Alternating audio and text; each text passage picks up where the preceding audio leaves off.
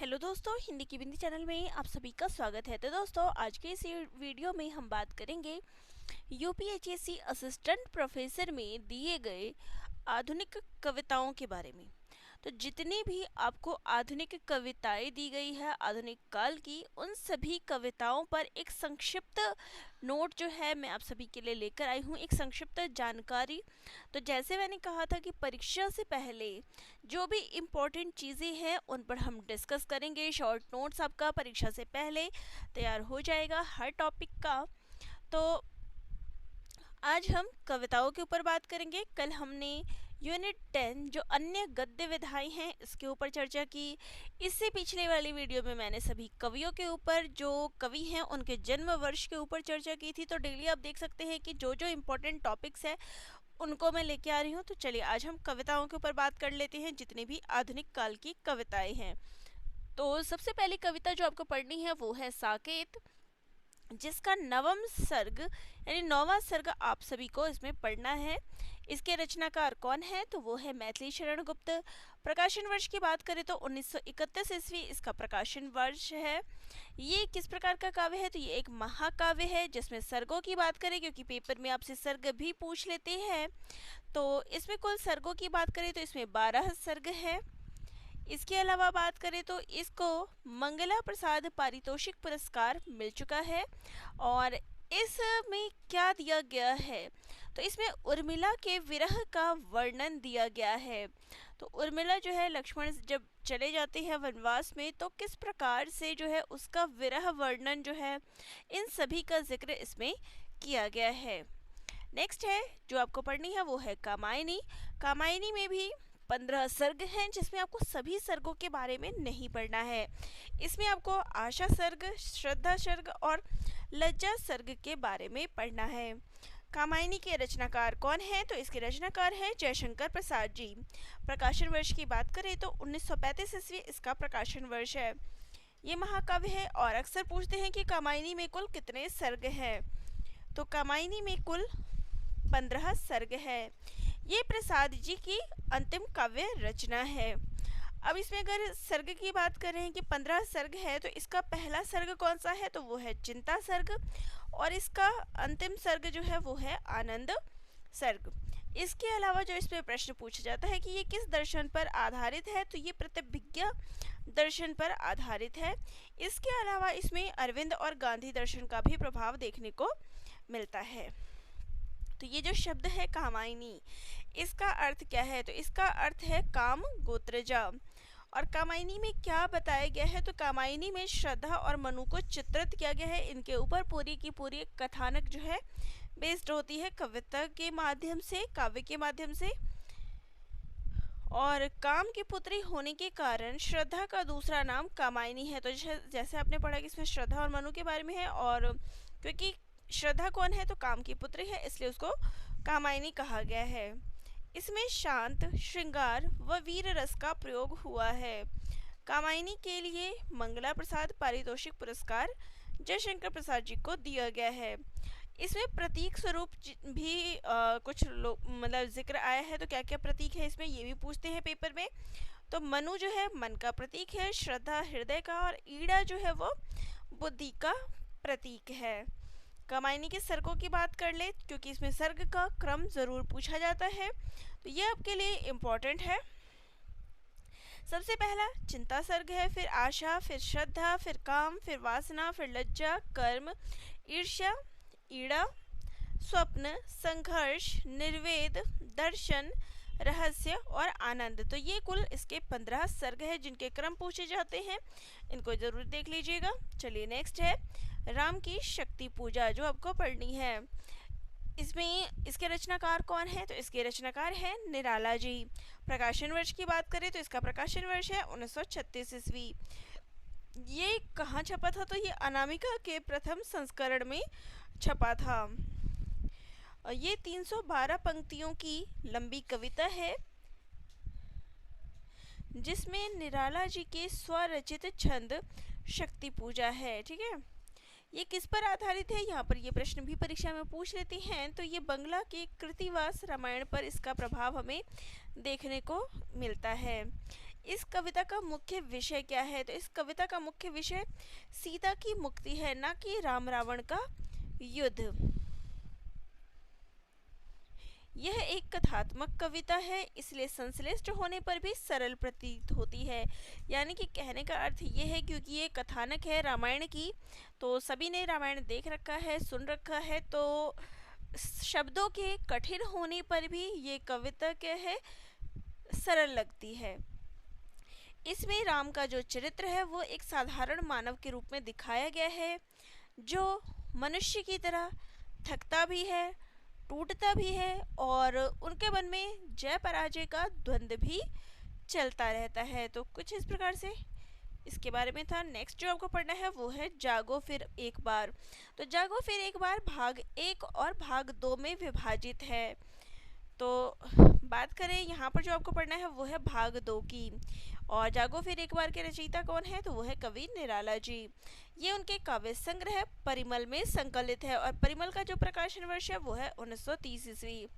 इस कविता में कवि ने, देखिए, जागो फिर एक बार यानी एक बार फिर से जागो, किसको जगाने की बात की गई है? तो कवि ने पराधीनता से निराश हुए भारतीय जनता को उनके गौरवमयी अतीत की याद दिलाकर उनको जगाने का आह्वान किया है।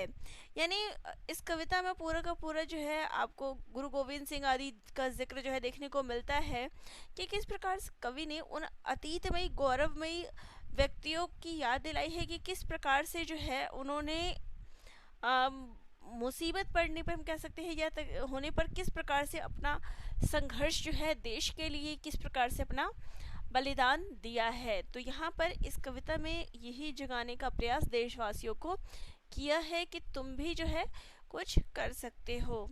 शैली की बात करें तो ये ओजपूर्ण भाषा शैली में लिखा गया है।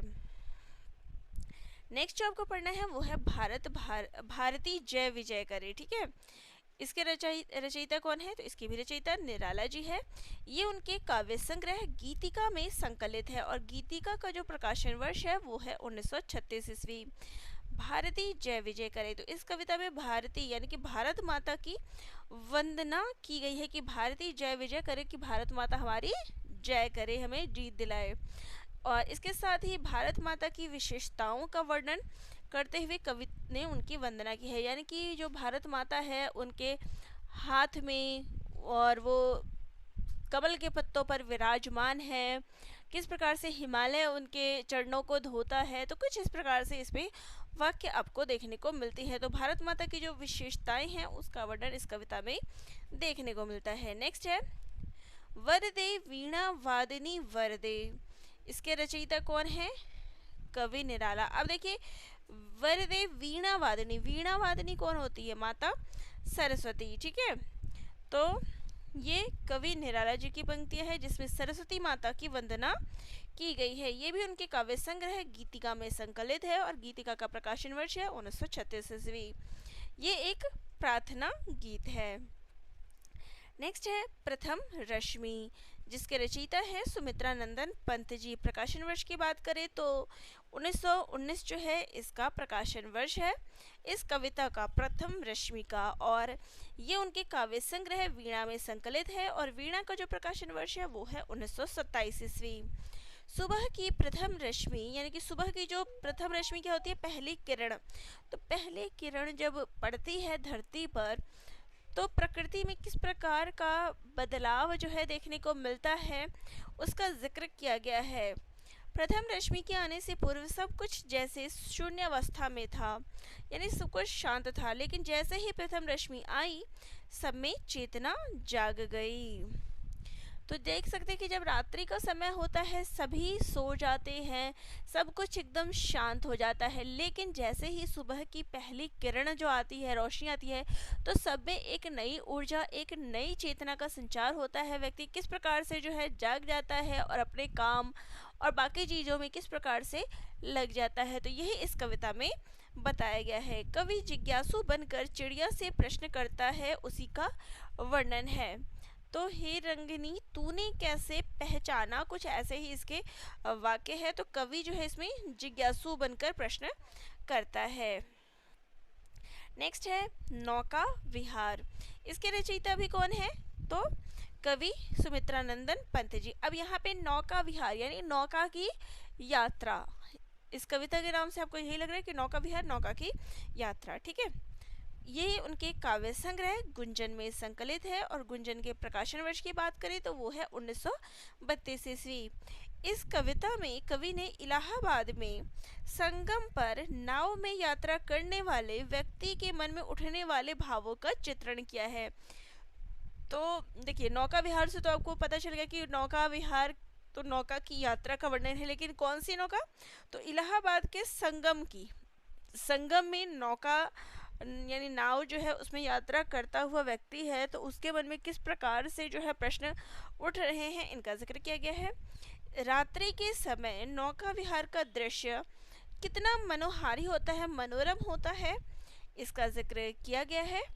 चांदनी रात में गंगा नदी में किए गए नौका विहार का इसमें चित्रण देखने को मिलता है कि चांदनी जो चांद की जो छटा होती है वो किस प्रकार से उस नौका पे उस जल में जो पड़ती है, तो वो जो मनोरम दृश्य होता है, वो जो शीतलता होती है, इसका जिक्र किया गया है। कवि ने नौका विहार के अनुभव का वर्णन किया है, जिसमें नाव की गति को देखकर कवि के मन में जीवन के निरंतर प्रवाह और इसकी शाश्वतता के विचार आ रहे हैं। शैली की बात करें तो कविता छायावादी शैली में लिखी गई है। अगली जो कविता है वो है संध्या। इसके रचयिता भी कौन है? सुमित्रानंदन पंत जी। ये उनके काव्य संग्रह ग्राम्या में संकलित है और ग्राम्या के प्रकाशन वर्ष की बात करें तो वो है 1940 ईस्वी। संध्या यानी कि शाम। संध्या का तात्पर्य क्या होता है? शाम। तो शाम के सौंदर्य का, कि शाम का वातावरण कैसा होता है, इसका जिक्र इस कविता में किया गया है। और इसमें संध्या को यानी जो शाम है उसको एक नारी के रूप में चित्रित किया गया है। उसकी सुंदरता का वर्णन एक नारी के सुंदरता के वर्णन से किया गया है, सुंदरता से उसकी तुलना की गई है कि जिस प्रकार एक नारी सुंदर प्रतीत होती है खुले केशों में, इसी प्रकार से जो है संध्या जो है देखने में लगती है, ठीक है। तो प्रतीक के रूप में, नारी के रूप में। नेक्स्ट जो है वो है एक तारा। तो तारा यानी कि जो आसमान में आप तारा देखते हैं, उसी तारे का जिक्र यहाँ पे कवि ने किया है। इसके रचयिता हैं कवि सुमित्रानंदन पंत जी। ये इनके काव्य संग्रह गुंजन में संकलित है और गुंजन के जो प्रकाशन वर्ष की बात करें तो वो है 1932 ईस्वी। इसमें संध्या का वर्णन है, क्योंकि तारा जो है वो कब निकलता है? तो रात्रि के समय निकलता है, शाम के समय निकलता है, तो संध्या का वर्णन इसलिए इसमें किया गया है। और इसमें तारा को विवेकी योगी पुरुष के समान, जिस प्रकार योगी पुरुष है जो अपने साधना में लीन रहता है, उसी प्रकार से तारा भी अपनी साधना में निरंतर लीन रहता है, इसके समान इसकी तुलना की गई है। निरंतर साधना में लीन रहने वाले साधक के रूप में तारा को जो है चित्रित किया गया है। नेक्स्ट जो कविता है वो है भारत माता। इसके रचयिता भी कवि सुमित्रानंदन पंत जी है। ये उनके काव्य संग्रह ग्राम्या में संकलित है और इसका प्रकाशन वर्ष है ग्राम्या का 1940 ईस्वी। भारत माता, तो इसमें भारत माता की दुर्दशा का चित्रण किया गया है, क्योंकि ये कब लिखी गई है? 1940 में हमारा देश क्या था? परतंत्र था, आज़ाद नहीं था। तो उस समय जो भारत की स्थिति थी, ग्रामीण जो स्थिति देखने को मिलती है, उसका जिक्र इसमें किया गया है। भारत के प्राकृतिक वातावरण का वर्णन जो है इसमें किया गया है। भारत गांवों का देश है और इसलिए भारत माता को इसमें क्या कहा गया है? तो इसमें ग्रामवासिनी कहा गया है, भारत माता ग्रामवासिनी। और यही पंक्तियां हमें मैला आंचल उपन्यास में देखने को मिलती है। जो वो उपन्यास का नायक है वो ये पंक्तियां इनकी पढ़ता है। तो देश में व्याप्त गरीबी, निराशा, हताशा का जो चित्रण है वो इस कविता में किया गया है। अंग्रेजी व्यवस्था के समय देश की स्थिति किस प्रकार थी, लोगों की स्थिति किस प्रकार थी, इसका जिक्र किया गया है। तो ये जो है राष्ट्र प्रेम की कविता है। नेक्स्ट जो है वो है द्रुत झरो जगत के जीर्ण पत्र। तो इसके रचयिता कौन है? तो इसके रचयिता हैं कवि सुमित्रा नंदन पंत जी। ये उनके काव्य संग्रह युगांत में संकलित है, जिसका प्रकाशन वर्ष है सन 1934 ईस्वी। अब यहाँ पे जो है द्रुत झरो, झरो यानी झड़ना, गिरना, जगत के जीर्ण पत्र का तात्पर्य क्या होता है? तो जीर्ण पत्र का अर्थ होता है जो पुरानी सड़ी गली चीजें हैं, सड़ी गली मान्यताएं हैं और अंधविश्वास से है। तो यहाँ पर जीर्ण पत्र का तात्पर्य है पुरानी सड़ी गली मान्यताओं से। पुरानी मान्यताएं नए युग के लिए अनुपयोगी हो चुकी है और उनको त्यागना श्रेष्ठकर है। कवि का आशय है कि निष्प्राण पुरातन युग चला जाए और आशा से भरा नया युग आ जाए। तो देखिए, जिस प्रकार से पेड़ पे पत्ते होते हैं, वो जो पुराने पत्ते झड़ते हैं तभी जो है उस पर नए पत्ते आते हैं। तो इसी प्रकार से जो देश में व्याप्त पुरानी चीज़ें हैं हमारे समाज में, वो जब हटेगी, देखिए पुरानी हर चीज़ बुरी नहीं है, लेकिन कुछ ऐसी चीज़ें हैं समाज में, अंधविश्वास, कुछ सड़ी गली पुरानी मान्यताएं हैं जो आज की डेट में शायद उसका प्रयोग नहीं है। तो उस समय भी उसका प्रयोग नहीं था जब ये कविता लिखी गई थी। तो कवि ने कहा है कि वो पुरानी मान्यताएं, सड़ी गली जो जिनकी ज़रूरत नहीं है वो हट जाए और उनकी जगह पे नई मान्यताएं, नया तभी आता है जब पुराना हटता है। तो यही इस कविता का मुख्य आशय है। नेक्स्ट है दीप मेरे जल अकंपित। इसकी रचयिता है कवित्री महादेवी वर्मा जी की एक कविता है। ये उनके काव्य संग्रह दीपशिखा में संकलित है, जिसका प्रकाशन वर्ष है सन 1942 ईस्वी। यह एक लोक मंगल गीत है और इस कविता में निराशा में आशा के संचार का वर्णन जो है हमें देखने को मिलता है। नेक्स्ट जो कविता है वो है पंथ रहने दो अपरिचित। इसके रचयिता भी हैं कवित्री महादेवी वर्मा। ये उनके काव्य संग्रह दीपशिखा में संकलित है और इसका प्रकाशन वर्ष है सन 1942 ईस्वी दीपशिखा का। और इस कविता में कवित्री ने स्वयं को साधिका के रूप में, यानी साधना करने वाली के रूप में चित्रित किया है। साधना के कष्टमय मार्ग पर, देखिए साधना का जो मार्ग होता है वो आसान नहीं होता है, बहुत ही कष्टकारी होता है, लेकिन ऐसे मार्ग पर भी दृढ़ संकल्प से आगे बढ़ने की प्रेरणा जो है इसमें दी गई है। अपरिचित पथ पर अकेले चलने की आकांक्षा, यानी कि जो अपरिचित पथ, ऐसा रास्ता जो परिचित नहीं है उस पर अकेले चलने की आकांक्षा बताई है। उनका आत्मविश्वास आदि का परिचय, कवित्री का जो आत्मविश्वास है, इन सभी का परिचय हमें इस कविता में देखने को मिलता है। और चूंकि ये महादेवी वर्मा की कविता है तो उनकी कविताओं की विशेषता रही है विरह वेदना, जो हमें इस कविता में दिखाई देती है। नेक्स्ट है मैं न यह पथ जानती। इसके रचयिता हैं कवित्री महादेवी वर्मा। ये उनके काव्य संग्रह दीपशिखा में संकलित है। इसका प्रकाशन वर्ष है 1942 ईस्वी। मैं न यह पथ जानती, इसमें क्या वर्णन है? तो इसमें प्रेम का वर्णन है कि प्रेम के पथ पर बिना किसी कारण चलना, जब यह भी न पता हो कि इसका रास्ता कहाँ जाएगा। तो जो प्रेम करते हैं उनको ये नहीं पता होता है कि आगे जो है जिस राह पे वे चल रहे हैं वो वास्तव में सही रास्ता है या गलत, या उन्हें एक सही दिशा में ले जाएगा कि नहीं। तो यही जो है इस कविता में बताया गया है। कविता का संदेश अदृश्य प्रेम के अदृश्य पथ पर चलना है, जिसके ना आदि का पता हो ना अंत का। तो देखिए महादेवी वर्मा जी के काव्य में हमें कोई एक निश्चित प्रेमी का रूप देखने को नहीं मिलता है। उनका जो काव्य है उसमें हमें अदृश्य प्रेम ही दिखाई देता है। तो इस कविता में भी उनके उसी अदृश्य प्रेम का वर्णन, अदृश्य पथ पर चलने की बात कही गई है। नेक्स्ट है सब आँखों के आंसू उजले। इसके रचयिता कौन है? महादेवी वर्मा जी। ये उनके काव्य संग्रह दीपशिखा में संकलित है। उसका प्रकाशन वर्ष 1942 ईस्वी। इस कविता में मनुष्य के सत्य को परखने की बात कही गई है कि मनुष्य को हम किस प्रकार से परख सकते हैं।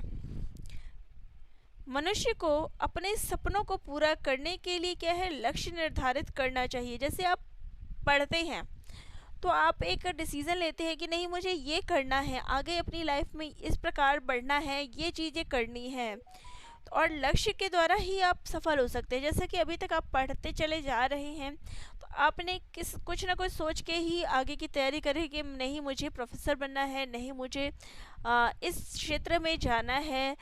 तो एक लक्ष्य सभी ने अपनी लाइफ में निर्धारित कर रखा है। तो यहाँ पर भी इस कविता में कवित्री ने यही किया है, कहा है कि अपना लक्ष्य जो है, अपना सपने को पूरा करने के लिए अपना लक्ष्य हमेशा निर्धारित कर लेना चाहिए। लक्ष्य के द्वारा ही व्यक्ति अपने जीवन में सफल हो सकता है, और जब तक व्यक्ति अपना लक्ष्य निर्धारित नहीं कर सकता तब तक वह सफल भी नहीं हो सकता। यह इस कविता का मुख्य भाव है।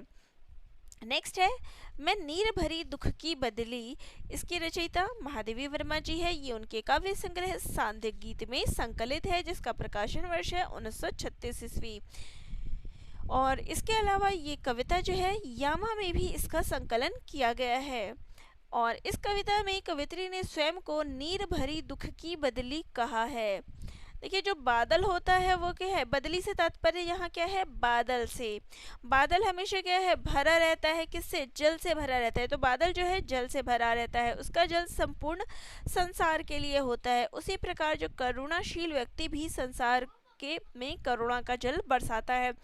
तो जो मैं नीर भरी दुख की बदली, यानी जो बादल होता है वो क्या है, जल से भरा रहता है, लेकिन वो जो जल होता है वो उसके स्वयं के लिए नहीं होता है, वो संपूर्ण संसार पे अपना वो जल जो है बरसाता है, और संसार उस जल को पाकर तृप्त हो जाता है। अलग अलग चीज़ों में आप देखते हैं जो बारिश का जल होता है, वर्षा का जल होता है, वो काम आता है।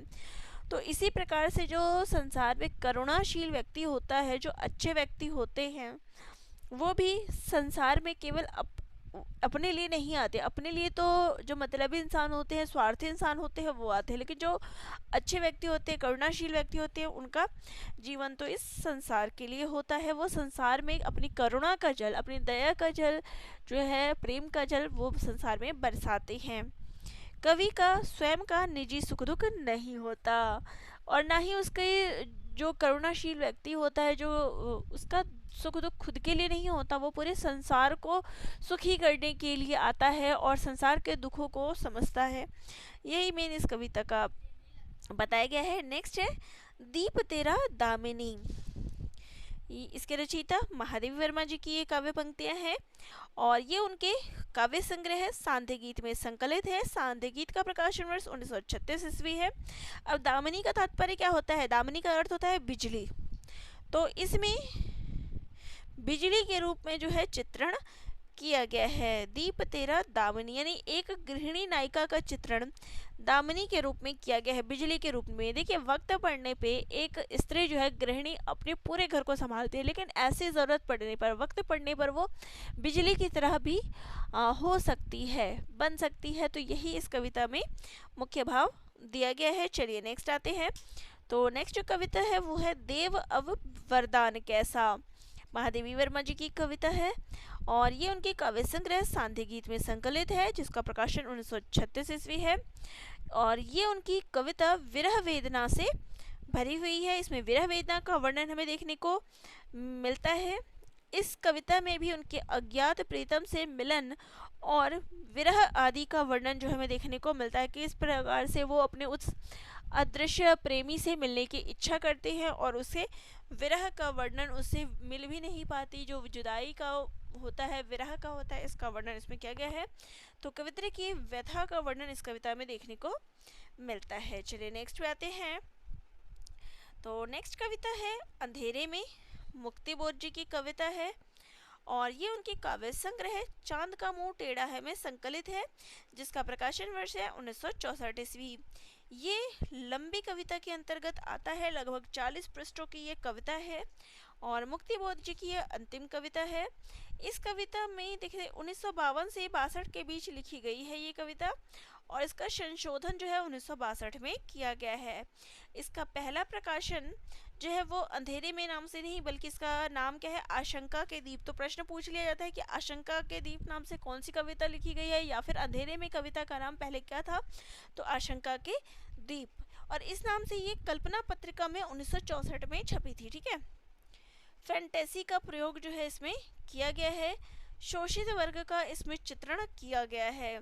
और इसमें शोषित वर्ग से यहाँ देखिए जो एक आपको कविताएं मिलती है जिसमें निम्न वर्ग का चित्रण देखने को मिलता है, लेकिन इस कविता में कवि ने जो आधार बनाया है वो है मध्य वर्ग, यानी जो मिडिल क्लास होती है, इसका जिक्र इस कविता में किया गया है। उसकी परेशानियों को, उसकी जो द्वंद है उसका चित्रण किया गया है कि उच्च मध्य वर्ग के व्यक्ति का संघर्ष इसमें दिखाया गया है, जो एक और सामाजिक व्यवस्था से लड़ता है तो दूसरी तरफ अपनी सुख सुविधाएं भी नहीं छोड़ता। देखिए, जो मध्यम वर्ग का व्यक्ति होता है वो हर तरफ से फंसा हुआ होता है, वो आगे बढ़ने, यानी जो उच्च वर्ग के लोग होते हैं उनकी नकल भी करना चाहता है, वो अपनी सारी सुख सुविधाएं भी देखता है, और इसके अलावा वो अपनी जो सामाजिक व्यवस्था है उनसे भी लड़ता है। तो कब व्यक्ति के मन का द्वंद्व, जो मध्य वर्गीय व्यक्ति होता है, मिडिल क्लास के व्यक्ति होते हैं, उनके मन का द्वंद्व इस कविता में हमें देखने को मिलता है। चलिए नेक्स्ट पे आते हैं।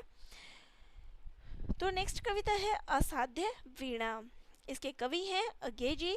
ये उनके काव्य संग्रह आंगन के पारद्वार में संकलित है, जिसका प्रकाशन वर्ष है 1961 ईस्वी। ये लंबी कविता के अंतर्गत आता है और ये 321 पंक्तियों की कविता है।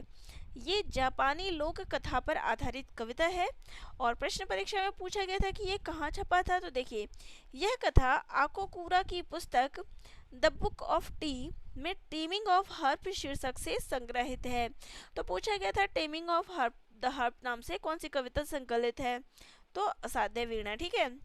किरीट नामक वृक्ष से वज्र कीर्ति ने वीणा बनाई थी, ठीक है, लेकिन ऐसी वीणा बना डाली कि जिसे कोई बजा ही नहीं पाया। तो जब कोई नहीं बजा पाया तो इसी कारण इसका नाम क्या रखा गया, असाध्य वीणा। परंतु अंत में इसको केश कंबली प्रियम वंद ने जो है इसको बजाया, और ऐसा बजाया उससे जो ध्वनि निकली वो सभी व्यक्तियों को अलग अलग सुनाई पड़ी। यानी जो व्यक्ति जिस सोच का था, जिस प्रकार का सोच रखता था, उस प्रकार की ही उसको ये ध्वनि सुनाई पड़ी। तो असाध्य वीणा को यहाँ पर जीवन के प्रतीक के रूप में लिया जा सकता है। ठीक है। नेक्स्ट है नदी के द्वीप। इसके रचयिता है अज्ञे जी। तो नदी के द्वीप नाम से इनकी कविता भी है और इनका काव्य भी है। ठीक है, कविता भी है और इनका उपन्यास भी है, और दोनों ही आपको यहाँ पर पढ़नी है यूपीएचएससी के परीक्षा में। हरी घास पर क्षण भर 1949 में ये संकलित है। तो नदी के द्वीप जो है हरी घास पर क्षण भर में संकलित है। ये एक प्रतीकात्मक कविता है। ठीक है, इसमें नदी और द्वीप दो प्रतीक के रूप में ली गए हैं। देखिए, नदी जो है वो समाज का प्रतीक है और द्वीप जो है वो व्यक्ति का प्रतीक है। द्वीप नदी का एक हिस्सा है। नदी होती है, उसके बीच में आप देखते होंगे कि द्वीप बने हुए होते हैं। तो नदी जो है, द्वीप जो होता है वो नदी का ही हिस्सा है, वो इससे अलग नहीं हो सकता, उससे अलग उसका कोई अस्तित्व नहीं है। उसी प्रकार जो व्यक्ति होता है वो भी समाज का एक अंग होता है। समाज से हटकर वो अपना जीवन नहीं सोच सकता, समाज से अलग रहकर वो अपना जीवन नहीं बता सकता। तो इसी के माध्यम से कविता बताई गई है। नेक्स्ट है हिमालय कविता, जिसके रचयिता है दिनकर जी। इसका प्रकाशन वर्ष है 1933 ईस्वी। ये उनके काव्य संग्रह रेणुका में संकलित है और रेणुका का प्रकाशन वर्ष है 1935 ईस्वी। इस कविता में हिमालय को संबोधित करते हुए स्वतंत्रता आंदोलन की बात जो है कही गई है। हिमालय को भारत के गौरव का प्रतीक मानकर आह्वान किया गया है। तो देखिए, हिमालय जो होता है वो हर प्रकार से रक्षा करता है, दुश्मनों से भी रक्षा करता है, प्लस जो बाहर जो हवाएं आती है, मॉनसून जो होता है, उनसे भी भारत की रक्षा करता है। तो इस प्रकार हिमालय किस प्रकार से जो है हमारे गौरव का, भारतवर्ष के गौरव का प्रतीक है, इसका चित्रण इसमें किया गया है। ये एक राष्ट्रभक्ति परक कविता है। नेक्स्ट जो कविता है वो है आग की भीख। इसके रचयिता है दिनकर जी और इसका प्रकाशन वर्ष है 1943 ईस्वी। ये उनके काव्य संग्रह सामधेनी में संकलित है और सामधेनी का प्रकाशन वर्ष है 1947 ईस्वी। स्वतंत्रता से पूर्व लिखी गई कविता है ये, जब देश का माहौल क्या है, बिल्कुल ही खराब था। प्रदर्शन सब और क्या है, जारी था। 43 की बात है, 43 में लिखी गई है। तब क्या था, हर तरफ जो है माहौल इतना खराब था, प्रदर्शन हो रहे थे देश में, जनता क्या है आक्रोश से भरी हुई थी। ऐसे समय में दिनकर जी ने एक कविता लिखी है। इसमें देश की जो दयनीय स्थिति है उसका चित्रण भी किया हुआ है और भगवान से अपने देश के हित के लिए वरदान की भीख जो है मांगी गई है कि सारी बुराई जो है वो यहाँ से दूर हट जाए। हमारे भारतवर्ष में जो ये बुराइयां फैली है, लोगों की जो स्थिति इतनी खराब है, वो सब ठीक हो जाए। तो आग की भीख जो है यहाँ पर मांगी गई है ईश्वर से। नेक्स्ट जो कविता है वो है दिल्ली और मास्को। इसके रचयिता है दिनकर जी। इसका प्रकाशन वर्ष है 1945 ईस्वी। ये उनके काव्य संग्रह सामधेनी में संकलित है। कविता में मास्को की वंदना की गई है। मास्को को इस कविता में लाल भवानी कहकर पुकारा गया है और देश के साम्यवादी क्रांतिकारियों का इसमें स्वागत किया गया है।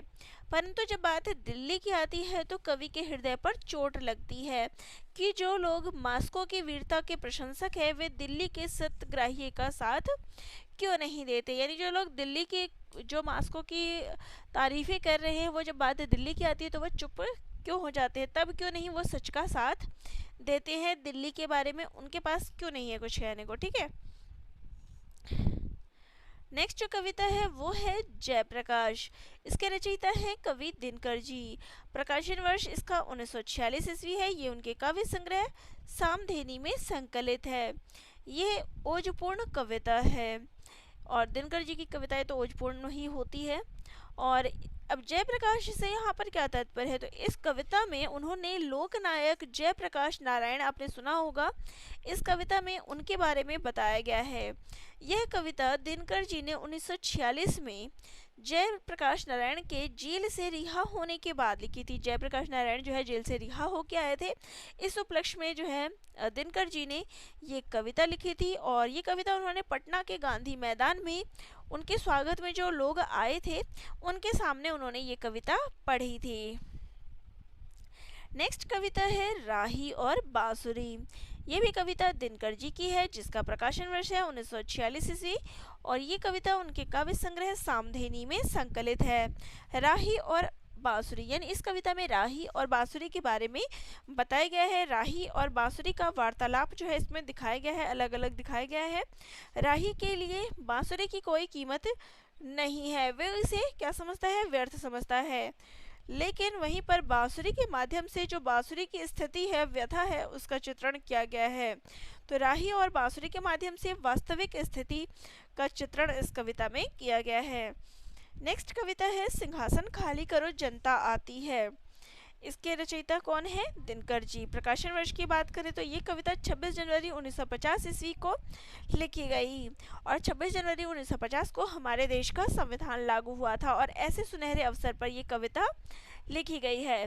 तो लोकतंत्र में जो जनता का स्थान होता है, क्योंकि हमारे देश में क्या है, लोकतंत्र स्थापित हो गया था, हमारे देश में अपना संविधान स्थापित हो गया था। तो लोकतंत्र में क्या है, जनता का स्थान सर्वोपरि होता है, सर्वश्रेष्ठ होता है। और लोकतंत्र के उदय के पश्चात जनता के लिए सिंहासन खाली करने के लिए बात कही गई है, जो वर्षों से गुलामी में जकड़े हुए थे। यानी जो परतंत्रता में जकड़े हुए लोग थे, जहाँ पर केवल अंग्रेजी शासन चलता था, तो यहाँ पे सिंहासन खाली करने की, जो अंग्रेज लोग थे उनके सिंहासन खाली करके जनता का राज करने की बात यहाँ पर की गई है कि लोकतंत्र है, यानी लोगों का जो है अब समाज बन चुका है, तो तुम सिंहासन खाली कर दो। जो गुलामी में जकड़े हुए लोग थे अब खाली हो चुके, उन जनता के लिए खाली कर दो। नेक्स्ट है कलम आज उनकी जय बोल। इसका रचयिता कौन है, दिनकर जी। ये कविता देश प्रेम और राष्ट्रीय भावना से ओतप्रोत कविता है। तो देशभक्तों के बलिदान का वर्णन इस कविता में किया गया है। कलम यानी कि जो रचनाकार है, अपनी रचना के माध्यम से ऐसे वीर देशभक्तों का अभिवादन करे, उनकी जय बोले जिन्होंने देश के लिए अपने प्राण निछावर कर दिए। कलम यानी कलम से कौन लिखेगा, रचनाकार लिखेगा। तो आज कलम से उन लोगों की जयकार करो जिन्होंने देश के लिए अपने प्राण निछावर कर दिए। रामधारी सिंह दिनकर की यह कविता, अब आप कहेंगे कि मैंने ऊपर प्रकाशन वर्ष नहीं लिखा, तो यहाँ पे आप देख सकते हैं कि यह कविता नंद किशोर नवल द्वारा संपादित दिनकर रचनावली 11 में संकलित है। यह आज़ादी की लड़ाई में शहीद हो गए बलिदानियों की याद में लिखी गई है, तो ये इसमें संकलित है। ठीक है, देखिए मैंने काफ़ी ढूंढा, अलग से तो नहीं मिली है। जो मुझे जानकारी मिली है वो मैंने आप सभी को यहाँ पर शेयर की है, ठीक है। नेक्स्ट है हजार हजार बाहों वाली, और ये किसको कहा गया है हजार हजार बाहों वाली, जिसका दूसरा नाम क्या है शिशिर। शिशिर को जो है हजार हजार बाहों वाली, शिशिर क्या है, जो आपका ये सर्दी का मौसम होता है, सर्दी ऋतु होता है, इसको शिशिर कहा जाता है, ठीक है। और इसको इस कविता में हजार हजार बाहों वाली कहा गया है, और इस नाम से इनका काव्य संग्रह भी है। तो इसके रचयिता है कवि नागार्जुन जी, प्रकाशन वर्ष है 1965 ईस्वी।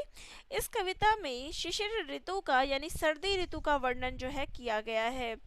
और जो प्रश्न आया था पेपर में, देखिए प्रीवियस ईयर में किसी भी परीक्षा में जो प्रश्न पूछा जाता है, मैं आपको यहाँ पे बीच बीच में शेयर करती हूँ कि जब आप ये संपूर्ण कविता पढ़ते हैं तो इसमें जो ये शिशिर ऋतु है इसको क्या क्या दर्शाया गया है, यानी क्या क्या कहा गया है। तो देखिए शिशिर ऋतु को मानव के रूप में चित्रित किया गया है, विष कन्या की उपमा दी गई है, हजार हजार बाहों वाली कहा गया है, प्रलय मचाने वाली कहा गया है, प्राण शोषी चुंबन वाली और सुइयों जैसी चुभने वाली बताया गया है। थोड़ी बहुत वर्ड मिस्टेक हो गई है। और शिशिर ऋतु के कारण वन देवी की सुषमा में परिवर्तन की बात कही गई है। देखिए जब ठंड पड़ती है तो आप देखते होंगे कि जो पेड़ पौधे होते हैं उनकी क्या स्थिति रहती है, कैसे बेचारे ठंड से मुरझा से जाते हैं। तो यहाँ पर वन देवी की जो सुषमा है, जो सुंदरता है, उसमें किस प्रकार परिवर्तन आ जाता है, इसका वर्णन है। ये उनके काव्य संग्रह हजार हजार बाहों वाली में संकलित है, और काव्य संग्रह का जो प्रकाशन वर्ष है वो है 1981 ईस्वी। और काव्य संग्रह हजार हजार बाहों वाली में कुल 110 कविताएं संकलित है 1942 से लेके 1980 तक की, ठीक है। चलिए नेक्स्ट जो कविता है वो है अकाल और उसके बाद। ये भी नागार्जुन की कविता है, और उनके काव्य संग्रह सतरंगे पंखों वाली में संकलित है। प्रकाशन वर्ष की बात करें तो 1952 ईस्वी में ये प्रकाशित है। और इस कविता का संबंध अगर बात की, देखो अकाल, अकाल क्या होता है आपको पता है, और उसके बाद, तो अकाल और उसके बाद की क्या उसके बाद की क्या स्थिति है इसका वर्णन किया गया है। अकाल मीन्स बेटा सूखा, सूखा सूखा पड़ जाए, खेती वेती ना हो, तो जो अकाल का संबंध होता है उससे, ठीक है। और ये पंक्तियां जो है 8 पंक्तियों की ये कविता है, और क्योंकि ये भी परीक्षा में पूछा गया था कहीं कि ये कितने पंक्तियों की, तो ये 8 पंक्तियों की कविता है, और इसमें मानवीकरण अलंकार का प्रयोग किया गया है।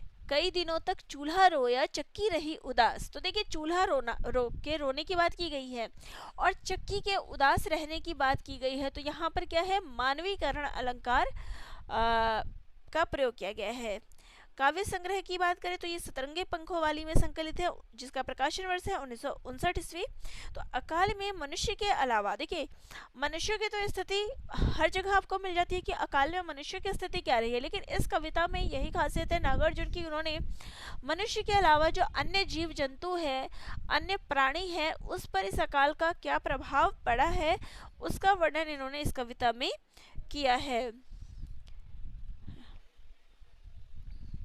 कई दिनों तक भूखी कुतिया सोई, इसके पास तो कुतिया का जिक्र है। अब आपको ये कविता में कितने जानवरों के नाम आए हैं वो भी याद रखना है। चूहे का जिक्र है, छिपकली का जिक्र है, तो आप इस कविता में जितने जानवरों के नाम आए हैं वो भी कर लीजिए। मैं प्रश्न करवाऊंगी हालांकि, लेकिन आप स्वयं से भी करेंगे क्योंकि समय सीमा का अभाव होता है, तो आप जितने से ज़्यादा प्रश्न खुद से भी कर सकते हैं। तो इन कविताओं में ऐसे ऐसे आपको पॉइंट्स छांटने हैं, ठीक है। तो दूसरी जो स्थिति है वो है अकाल के बाद जब घर में अन्न आ जाता है तो कैसा वातावरण है सब, और कैसी खुशहाली का वातावरण। कौवे के चहचहा, कौवे के बोलने की आवाज़ और भी चीज़ें जो परिवर्तन है वो इसमें दिखाई देता है। तो ये संपूर्ण कविता जो है आशा और निराशा से संबंधित है। तो पहले आपको अकाल जब निराशा का वातावरण दिखाई देता है, वहीं पे जब उसके बाद की स्थिति है तो क्या है, आशा का संचार है। तो इस कविता में प्रतीक और बिंबों का प्रयोग किया गया है। नेक्स्ट है गुलाबी चूड़ियाँ, जिसके रचयिता है नागार्जुन जी, प्रकाशन वर्ष है 1961 ईस्वी। इस कविता में 2 मानक पात्रों के बीच भावात्मक संवाद का वर्णन मिलता है। अब यहाँ पे जो मानक पात्र है वो कौन है, तो एक है बस का ड्राइवर और दूसरे है लेखक स्वयं, ठीक है। बच्ची के प्रति प्रेम के माध्यम से साधारण मनुष्य के जीवन में प्रेम के महत्व को बताया गया है। गुलाबी चूड़ियाँ किसका प्रतीक है? तो पिता और पुत्री के प्रेम का सूचक है। इसमें वात्सल्य रस और छंद मुक्त ये कविता है। कविता हालांकि आप सभी को पता है कि जो बस का ड्राइवर होता है, मतलब बस होती है, उसमें कवि जो है प्रवेश करते हैं, तो जो बाहर सीट होती है ड्राइवर के पास, उसके ऊपर कुछ गुलाबी चूड़ियाँ टंगी होती है छोटी छोटी, तो पूछते हैं क्या है, तो उनको यहाँ पर इसमें बच्ची का जिक्र नहीं है, इस कविता में सिर्फ नाम आया हुआ है, लेकिन फिर भी ये संपूर्ण कविता उसी पर आधारित है। चलिए नेक्स्ट जो कविता है वो है बादल को घिरते देखा है, जिसके रचयिता है नागा अर्जुन जी, और ये उनके काव्य संग्रह युगधारा में संकलित है।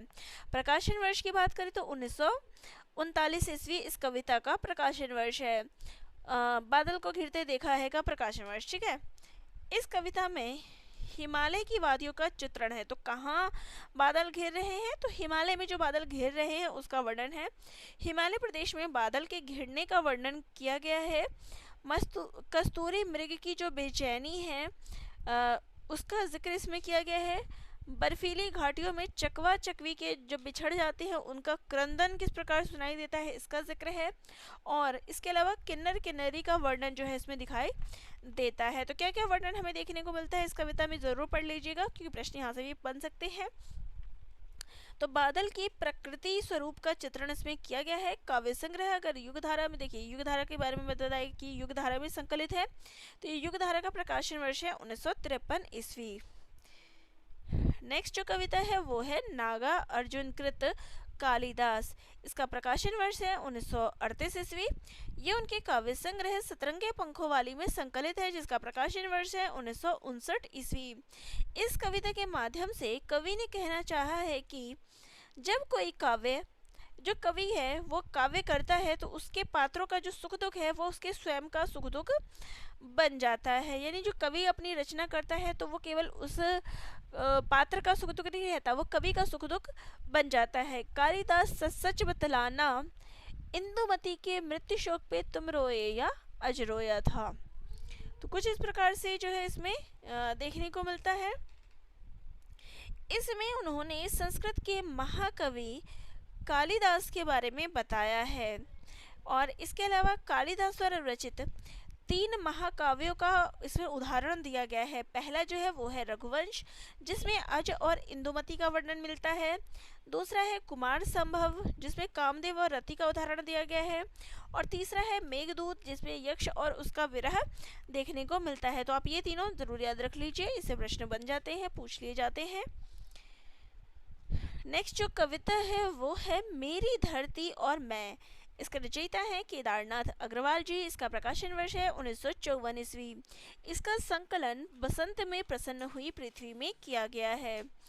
इस कविता में कवि कहना चाहता है कि वे धरती का कवि बन जाए। केदारनाथ अग्रवाल प्रकृति के कवि हैं। तो किस प्रकार के कवि हैं? वो प्रकृति के कवि हैं कि इनका कवि उनको कहा जाता है, प्रकृति का कवि उनको कहा जाता है। और उनकी कविताओं में हमें धरती, किसान, कुछ इस प्रकार का वर्णन देखने को मिलता है। और इस कविता में धरती के साथ आदान प्रदान की बात जो है कही गई है। मेरी धरती मुझको बल दे, मैं उसको अपना बल दूँ। तो इस प्रकार से आदान प्रदान की बात की गई है। देखिए धरती में जब हम बीज बोते हैं तभी वो हमें फसल देती है। तो कुछ इस प्रकार से जो है आदान प्रदान की बात इसमें कही गई है। इसके साथ साथ धरती की विशेषताओं का इसमें वर्णन किया गया है। बसंत में प्रसन्न हुई पृथ्वी का प्रकाशन जो है ये केदारनाथ अग्रवाल जी का 19वां काव्य संग्रह है, ठीक है। तो ये याद रखिए, उनका 19वां काव्य संग्रह है। और इस काव्य संग्रह में 1939 से लेके 1960 तक की जो उनकी कविताएं हैं उसका संकलन किया गया है। नेक्स्ट जो कविता है वो है प्यासी धरती की पुकार, इसके रचयिता हैं केदारनाथ अग्रवाल जी, प्रकाशन वर्ष है 1958 ईस्वी। और ये कविता भी बसंत में प्रसन्न हुई पृथ्वी में संकलित है। प्रकृति प्रेम के कवि हैं। तो जो केदारनाथ अग्रवाल जी है वो प्रकृति प्रेमी हैं और इसलिए उनकी रचनाओं में हमें धरती का वर्णन मिलता है। प्यासी धरती की पुकार। तो प्यासी धरती, धरती जब प्यासी होती है तो वो क्या करती है, वो पुकार करती है, बादल से जल मांगती है। तो इस कविता में हमें धरती और बादल के प्रेम का वर्णन देखने को मिलता है। प्रकृति चीजों के व्याकुलता व उनके मिलन, प्यास बुझाने की बात जो है इसमें कही गई है। प्रेम और सौंदर्य का वर्णन देखने को मिलता है। भाषा सरल, सहज और मधुर है। प्रेम का आवाहन करना और दूसरे का उसे सुन लेने का वर्णन जो है हमें देखने को मिलता है। तो धरती जो है वो प्रेम का आवाहन करती है, पुकारती है बादल को, और बादल भी उसको सुन लेता है। ठीक है, तो प्रेम और सौंदर्य का स्वीकार हमें इस कविता में देखने को मिलता है। नेक्स्ट कविता है जागरण की कामना, जिसके रचयिता हैं केदारनाथ अग्रवाल जी। प्रकाशन वर्ष है इसका 1946 ईस्वी, और ये उनके काव्य संग्रह जो शिलाएं तोड़ती हैं में संकलित है। जागरण यानी जगाने की कामना, तो इसमें जागरण से तात्पर्य सवेरे की यानी उजाले की कामना की गई है। आदमी यानी कवि की इच्छाओं का इसमें वर्णन किया गया है कि क्या चाहते हैं। ये स्वतंत्रता से पूर्व लिखी गई कविता है, देख सकते हैं 1946 ईस्वी है। अतः यहाँ जागरण से तात्पर्य जो है दास्ता की गुलामी से मुक्ति है। जो दास्ता है, जो गुलामी से लिपटे हुए लोग हैं, उनके मुक्त होने की कामना जो है, उनको सवेरा उजाले जगाने की कामना इस कविता में की गई है कि वो जागे। नेक्स्ट है निराला के प्रति, ये केदारनाथ अग्रवाल जी की कविता है। प्रकाशन वर्ष है 1957 ईस्वी, और ये भी कविता उनके काव्य संग्रह बसंत में प्रसन्न हुई पृथ्वी में संकलित है। इस कविता में निराला के प्रति यानी निराला के प्रति समर्पित ये कविता है। तो निराला जी के संघर्षमयी जीवन के पक्षों का इसमें चित्रण किया गया है। निराला जी की कविताओं के जरिए जो है उनका वर्णन इसमें किया गया है। इसमें तोड़ती पत्थर और इसके अलावा निराला जी की और 2-3 कविताओं का, सरोज स्मृति आदि कविताओं का इसमें समावेश किया गया है। निराला जी ने आम व्यक्ति, किसान, मजदूर आदि को अपनी कविता का आधार बनाया है, ये इसमें बताया गया है। निराला जी कठिनाई से उबरने की प्रेरणा देते हैं। तो किस प्रकार से निराला जी के जीवन में इतना कष्ट होने पर भी वो किस प्रकार से हमेशा खुश रहते थे, आगे बढ़ते थे, उसका जिक्र इसमें हमें देखने को मिलता है कि संघर्षमय जीवन होने पर भी व्यक्ति किस प्रकार से आगे बढ़ता है, उन चीज़ों से घबराता नहीं है, इसका जिक्र इसमें किया गया है। चलिए नेक्स्ट जो है वो है मांझी न बजाओ बंसी, केदारनाथ अग्रवाल जी की कविता है। प्रकाशन वर्ष है 1946 ईस्वी। ये उनके काव्य संग्रह फूल नहीं रंग बोलते हैं में संकलित है, जिसका प्रकाशन वर्ष है 1965 ईस्वी। इस कविता में कवि कहना चाहता है कि कला यानी कि जो बंसी बजाना क्या है, कला है, एक आर्ट होती है, और उसमें इतनी शक्ति होती है, कोई भी कला है उसमें इतनी शक्ति होती है कि वो किसी को भी आत्मसात कर दे, मोहित कर सकता है, अपने वश में कर सकता है। तो मांझी की बंसी के साथ कवि का आत्मसातीकरण जो है इस कविता की विशेषता है। कवि कहता है कि मांझी न बजाओ बंसी, कि मांझी क्या है, वो बंसी बजा रहा है। तो कहता है कि मांझी जो है कुछ इस प्रकार का इतना मधुर बंसी बजा रहा है कि लग रहा है कि सबको अपने में मोहित कर लेगा। तो इसलिए उससे कहा गया जाता है कि मांझी न बजाओ बंसी, मेरा तन डोलता है, मेरा मन डोलता है। तो इसका जिक्र इसमें किया गया है। लोक कला की शक्ति का वर्णन इसमें किया गया है। अगली कविता है किसान से, जिसके रचयिता हैं केदारनाथ अग्रवाल जी। ये उनके काव्य संग्रह लोक आलोक में संकलित है, जिसका प्रकाशन वर्ष है 1957 ईस्वी। तो देखिए किसान से यानी कि ये कविता भी क्या है, किसान को समर्पित है। तो इसमें किसान के संघर्षमयी जीवन का वर्णन किया गया है कि किस प्रकार से किसान जो है खेतों में अपना जीवन बिताता है, और इसके अलावा जो उसका घर का वातावरण होता है, उसकी जो स्थिति होती है, इसका वर्णन इसमें मिलता है। ये एक प्रगतिवादी कविता है। किसान के प्रेम की कि किस प्रकार वो दिन भर परिश्रम कर लोगों के लिए अन्न उगाता है, इस कविता में वर्णित है। नेक्स्ट जो कविता है वो है गीत फरोश, जिसके रचयिता है भवानी प्रसाद मिश्र जी। इसका प्रकाशन वर्ष है 1956 ईस्वी, और ये भवानी प्रसाद मिश्र जी के काव्य संग्रह गीत फरोश में संकलित है। तो भवानी प्रसाद मिश्र जी की आपको 2 काव्य रचनाएं पढ़नी है, गीत फरोश और सतपुड़ा के जंगल। दोनों ही कविताएं जो है उनके काव्य संग्रह गीत फरोश में संकलित है, जिसका प्रकाशन वर्ष है 1956 ईस्वी। ठीक है।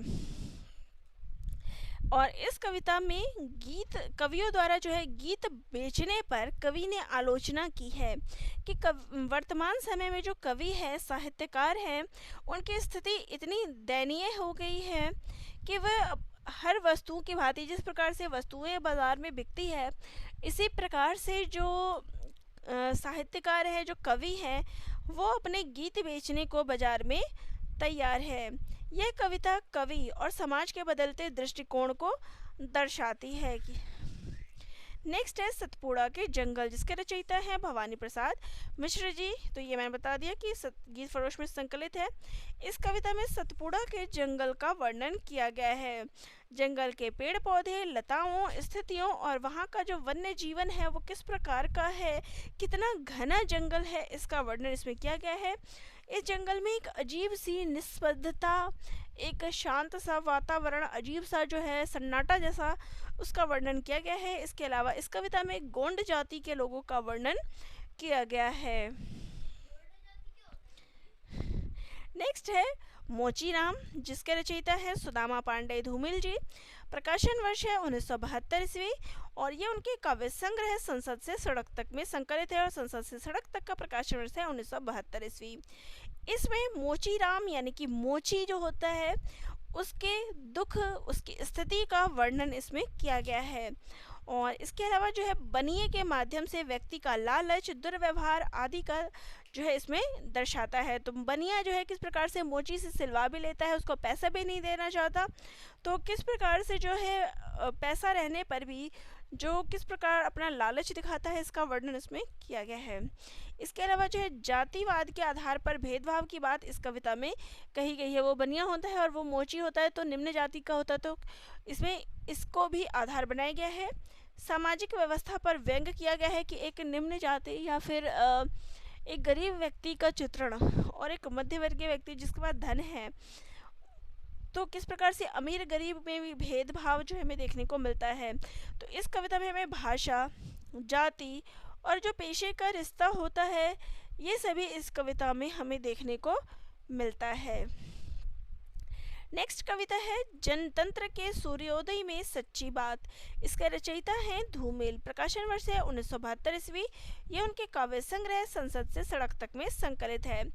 आज़ादी के मोहभंग की पीड़ा, जनतंत्र की बात कही गई है।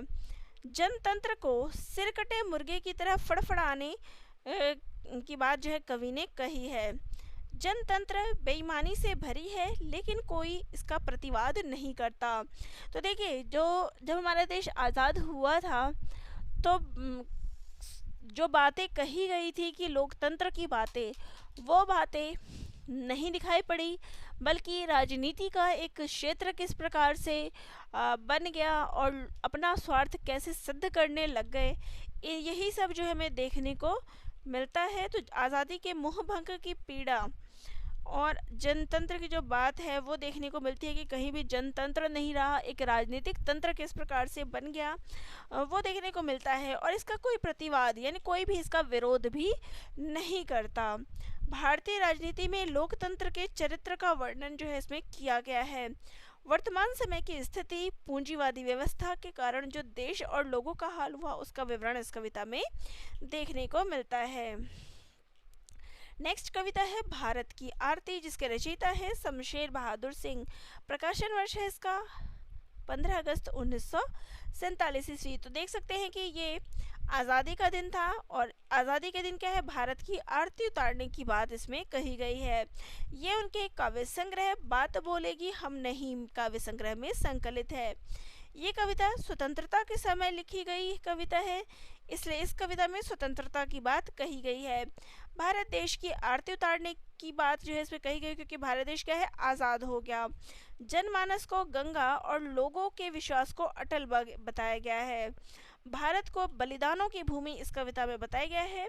भारत के गौरवशाली व्यक्तित्व का वर्णन इस कविता में दिखाई देता है। नेक्स्ट कविता है एक पीली शाम, जिसके रचयिता हैं शमशेर बहादुर सिंह। प्रकाशन वर्ष है 1953 ईस्वी। ये उनके काव्य संग्रह कुछ कविताएं में संकलित है। इस कविता में नए बिंब के माध्यम से सृजनात्मक सत्य को बताया गया है। एक पीली शाम, यानी कि शाम के समय जो है किस प्रकार का वातावरण होता है वो बताया गया है। एक पीली शाम, पतझड़ के मौसम का इसमें वर्णन किया गया है।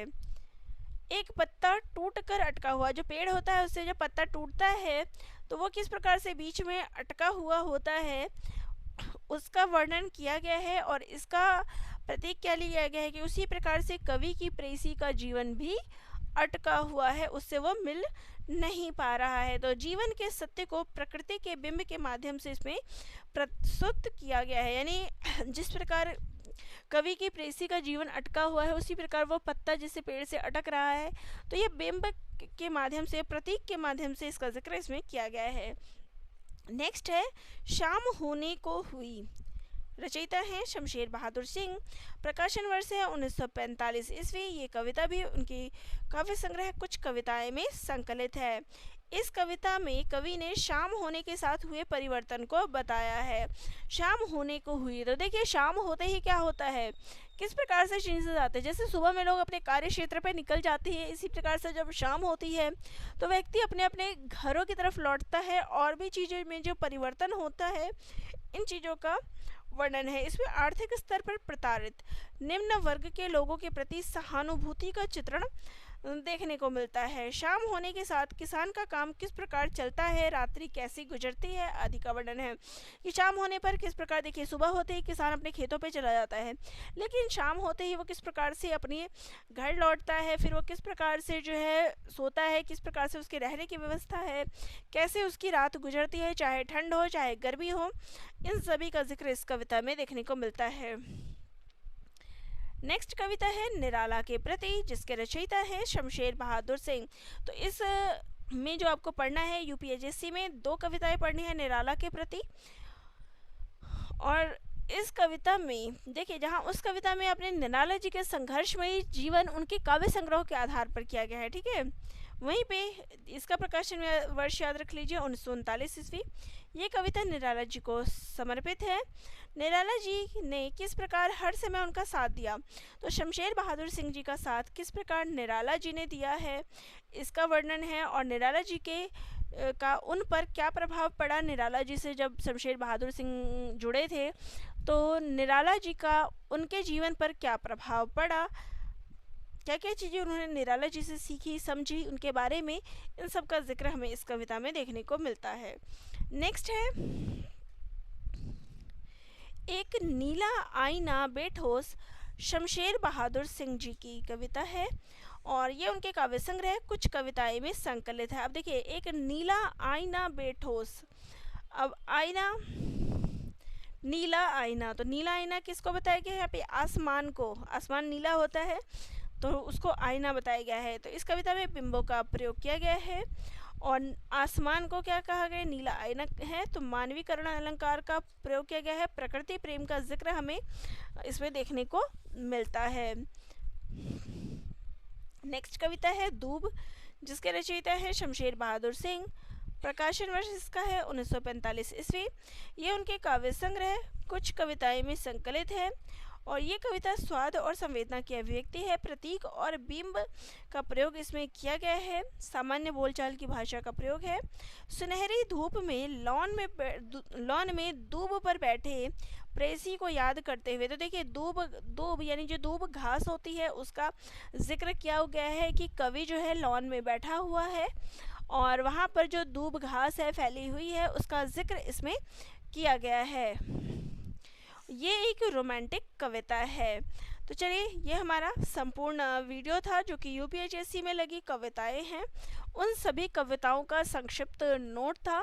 तो कुल अपनी इसमें जो पढ़नी है वो है 50 कविताएं, जो आधुनिक काल की कुल कविताएं हैं वो है 50।